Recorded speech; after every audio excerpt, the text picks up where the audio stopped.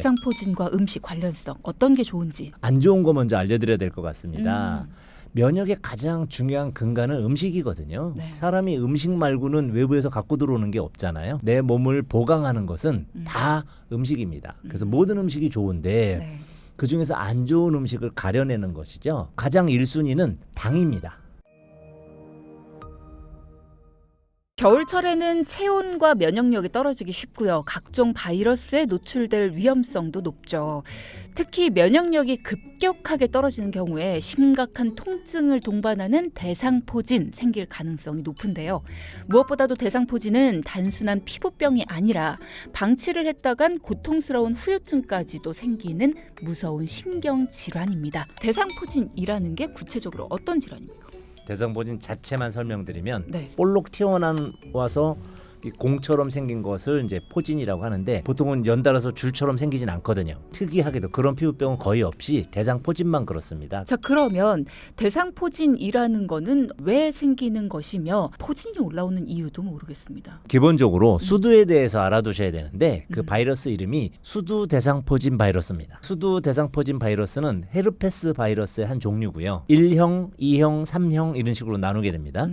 그중에 1형은 입술 주위에 나는 단순 포진, 2형은 우리가 성병으로 성기 주위에 나는 포진, 3형이 수두 대상포진 바이러스인데 수두 예방접종 하거든요. 아기들 12개월에서 15개월 그 정도에 합니다. 네. 왜냐하면 1세에서 3세 사이에 잘 생기기 때문에 시작 전에 미리 막으려고. 그리고 5세 정도까지 이제 그 수두에 대한 관리를 하게 되는데 문제는 백신을 맞았는데 우리나라 전 인구의 5세까지 90%가 감염이 됩니다. 수두를 앓지 않았다고 해서 수두가 바이러스가 안 들어온 것이 아니고 경미하게 아무 증상 없이 그냥 열만 살짝 나서 감기인 줄 알고 지나간 거죠. 그런 식으로 대부분 잠복돼 있습니다. 미국에서 전수조사를 해봤는데 99%가 수두 바이러스를 갖고 있다라고 나왔으니 사실은 거의 대부분의 사람이 수두 바이러스의 증세를 억제할 뿐이지 감염이 안 되는 것은 아니다.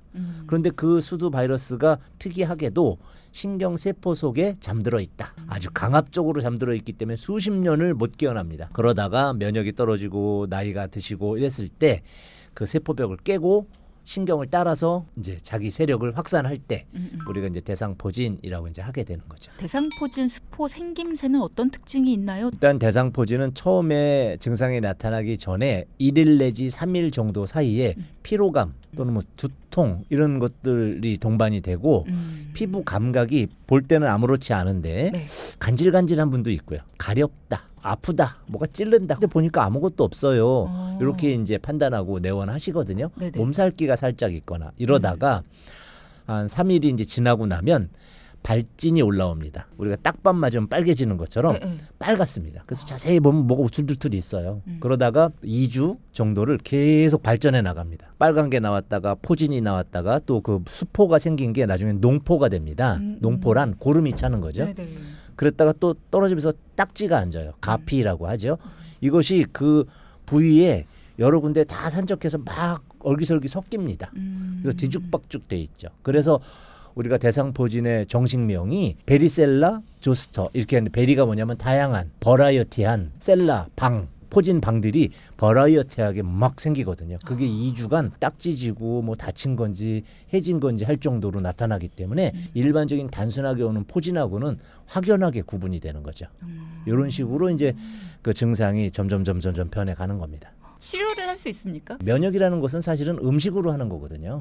대상포진인 경우에는 이제 아연 계열이라든지 비타민 A, C, E, 그 비타민 12 이런 애들이 잘 공급됐을 때 그걸 원료로 해서 면역이 증강되는 건데 이제 그런 요소들을 잘 막는 것이 가장 좋은 방법이라고 할 수가 있죠. 그러면 대상포진이 전염도 가능합니까? 그럼요.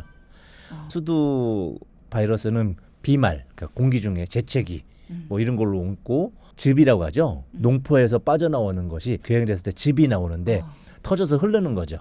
그 부위에 이렇게 닿았을 때 전염이 되는데 똑같이 대상포진도 신경세포에서 나왔다 하더라도 그 진액을 손으로 만지거나 하게 되면 감염될 수 있습니다. 대상포진과 음식 관련성 어떤 게 좋은지. 안 좋은 거 먼저 알려드려야 될 것 같습니다. 면역의 가장 중요한 근간은 음식이거든요. 네. 사람이 음식 말고는 외부에서 갖고 들어오는 게 없잖아요. 내 몸을 보강하는 것은 다 음식입니다. 그래서 모든 음식이 좋은데 네. 그중에서 안 좋은 음식을 가려내는 것이죠. 가장 1순위는 당입니다. 저희가 밥이 보약이야 이런 말 하죠. 대상포진은 그렇지 않습니다. 밥은 쌀밥을 말하는 거죠. 쌀밥은 오히려 염증을 심하게 만들 수 있습니다. 당도가 높고 탄수화물류를 많이 섭취하면 염증이 심해질 수 있기 때문에 곡물류를 섭취하시더라도 통곡물 있죠. 네. 귀리라든지 뭐 고구마라든지 뭐 보리, 현미 이런 거 드시면 좋겠고요. 두 번째가 오메가 6 가공식품에서 주로 이제 섭취가 되는 그런 거 피해 주셔야 되고요. 카페인과 술 이런 것이 큰 문제가 됩니다.